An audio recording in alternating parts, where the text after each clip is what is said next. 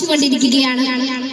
2000 ആണ്ടുകൾക്കപ്പുറം മാനവരക്ഷയെ മുഴുവൻ പാപത്തിൽ നിന്നും അധർമ്മത്തിൽ നിന്നും രക്ഷിക്കുവാൻ സ്വർഗത്തിൽ പിതാവിന്റെ വലതുഭാഗത്തിരുന്ന കർത്താവായ യേശു ക്രിസ്തു ഈ ഭൂലോകത്തിൽ ജനിച്ച ദിനമാണ് നാം ക്രിസ്മസ് ആയി ആഘോഷിക്കുന്നത്. കേക്ക് മുറിക്കുന്നു, പാട്ടുകൾ പാടുന്നു, നക്ഷത്രങ്ങൾ കൊണ്ട് വീടുകൾ അലങ്കരിക്കുന്നു. അതുപോലെ തന്നെ നാം പടക്കം പൊട്ടിച്ച് ആഘോഷിക്കുന്നു. ഇതെല്ലാം വലിയ സന്തോഷം പകരുന്നതാണെങ്കിലും സൂചനയായി എല്ലാവരും കാണുന്നു. എന്നാൽ ലോകത്ത് എവിടെ നോക്കിയാലും സന്തോഷമില്ലായ്മയാണ്. അക്രമവും തീവ്രവാദവും അഴിമതിയും പരസ്പരമുള്ള പോരാട്ടവും രാജ്യങ്ങൾ തമ്മിലുള്ള യുദ്ധവും മയക്കുമരുന്നിന്റെ ഉപയോഗവും തികച്ചും അരക്ഷിതാവസ്ഥയിലാകുന്ന ആധുനിക ലോകത്തിൽ യേശുക്രിസ്തു നൽകുന്ന ആശ്വാസവും സന്തോഷവും സമാധാനവും വിലമതിക്കാനാവാത്തതാണ്. എന്തായിരുന്നു യേശുക്രിസ്തുവിന്റെ ജനനത്തികൾ സംഭവിച്ചത്? ഒന്ന്, അത് ദൈവവചനത്തിന്റെ നിവർത്തിയായിരുന്നു, വാഗ്ദത്തങ്ങളുടെ നിവർത്തീകരണമായിരുന്നു.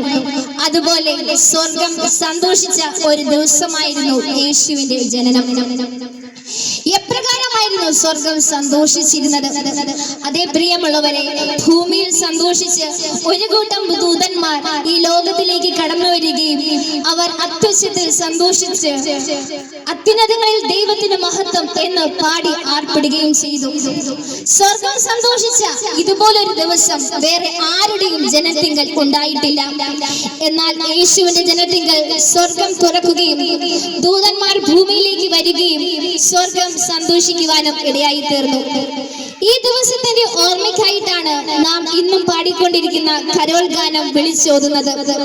അത്യുന്നതങ്ങളിൽ ദൈവത്തിന് മഹത്വം, ഭൂമിയിൽ ദൈവപ്രസാദമുള്ളവർക്ക് സമാധാനം. ഇന്ന് ഈ സമാധാനത്തിന്റെയും ആശ്വാസത്തിന്റെയും സന്തോഷത്തിന്റെയും സുദിനം ഞാൻ നിങ്ങൾക്ക് നേരുകയാണ്. അതെ, നിങ്ങൾക്കും സന്തോഷിക്കുവാൻ സാധിക്കും. പൗലോസ് അപ്പോസ്തലൻ ഇങ്ങനെ പറയുന്നു, കർത്താവിൽ എപ്പോഴും സന്തോഷിപ്പിൻ. ക്രിസ്തു ജനിക്കുകയും ഈ ഭൂലോകത്തിൽ ജീവിക്കുകയും ചെയ്തപ്പോൾ സന്തോഷത്തിന്റെ പൂർണ്ണത മാനവരാശിയിൽ വെളിപ്പെടുവാൻ ഇടയായി തീർന്നു. അങ്ങനെയെങ്കിൽ ഓർക്കുക, പാപം അല്പനേരത്തേക്കുള്ള സന്തോഷം ഉളവാക്കുമ്പോൾ നിത്യത വരെ എത്തിക്കുന്ന സന്തോഷം കർത്താവായ യേശു ക്രിസ്തുവിലൂടെ മാത്രമേ നമുക്ക് എത്തിച്ചേരുകയുള്ളൂ. അങ്ങനെയെങ്കിൽ യേശു ക്രിസ്തുവിന് ജനിക്കുവാൻ നിങ്ങളുടെ ഹൃദയങ്ങളിൽ സ്ഥാനം കൊടുക്കുക.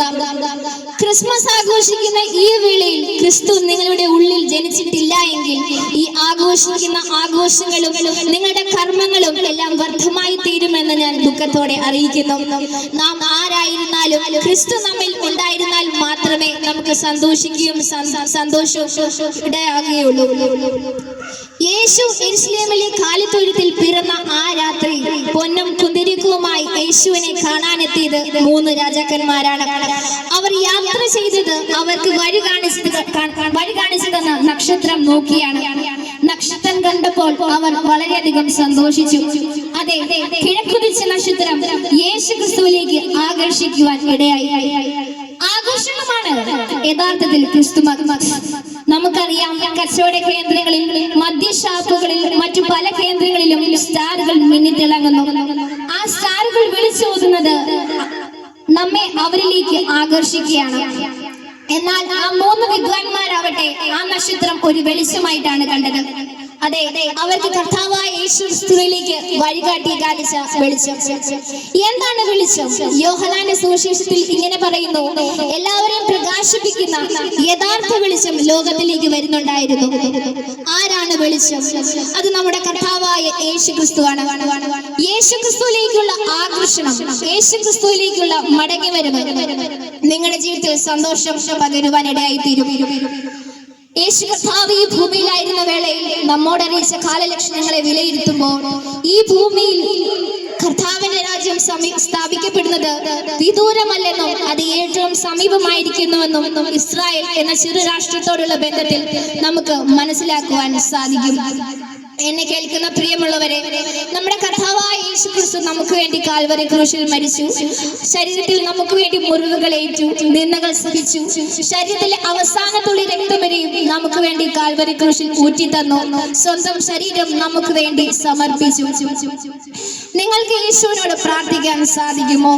നിങ്ങളുടെ ജീവിതത്തിലെ എല്ലാ പ്രശ്നങ്ങൾക്കും യേശു പരിഹാരകനാണ്. അവിടുന്ന് രോഗികളെ സൗഖ്യമാക്കുന്നു. അവിടുന്ന് കടഭാരത്തെ മാറ്റുന്നു. കുടുംബ തർക്കങ്ങളെ പരിഹരിക്കും. ഒന്നു മാത്രം ചെയ്യുക, നിങ്ങൾ കർത്താവായ യേശു ക്രിസ്തുവിനെ നിങ്ങളുടെ പാപങ്ങൾക്ക് വേണ്ടി മരിച്ചുവെന്ന് ഹൃദയം കൊണ്ട് വിശ്വസിക്കുകയും വായ കൊണ്ട് ഏറ്റുപറയുകയും ചെയ്താൽ നിത്യമായ രക്ഷ, നിത്യമായ സമാധാനം നിങ്ങളുടെ ജീവിതത്തിലേക്ക് കടന്നു വരാൻ ഇടയാകും. യേശുവിനെ നിങ്ങളുടെ ഹൃദയത്തിൽ, ഭവനത്തിൽ സ്വീകരിക്കുക. എന്നാൽ ആ രാജാക്കന്മാർ അനുഭവിച്ച സന്തോഷവും സമാധാനവും നിങ്ങളുടെ ഭവനത്തിലേക്ക്, ഹൃദയങ്ങളിലേക്ക് കടന്നു വരും. യേശു ക്രിസ്തു ഈ ലോകത്തിൽ വന്നു, മരിച്ചു, മൂന്നാം നാൾ ഉയർത്തെഴുന്നേറ്റ് സ്വർഗത്തിലേക്ക് കയറിപ്പോയിരിക്കുകയാണ്. പിതാവായ ദൈവത്തിന്റെ വലതുഭാഗത്തിരിക്കുന്നു. യേശു വീണ്ടും വരുമെന്ന് അരുളി ചെയ്തിട്ടുണ്ട്. ആ യേശുവിനായി ഞങ്ങൾ കാത്തിരിക്കുന്നു. നിങ്ങളെ ഏവരെയും യേശുവിലേക്ക് സ്വാഗതം ചെയ്യുന്നു. എന്നെ ശ്രമിച്ച എല്ലാവരോടും ദൈവനാമത്തിലുള്ള നന്ദി അറിയിക്കുന്നു. ദൈവം എല്ലാവരെയും വേഗം അനുഗ്രഹിക്കുമാറാകട്ടെ.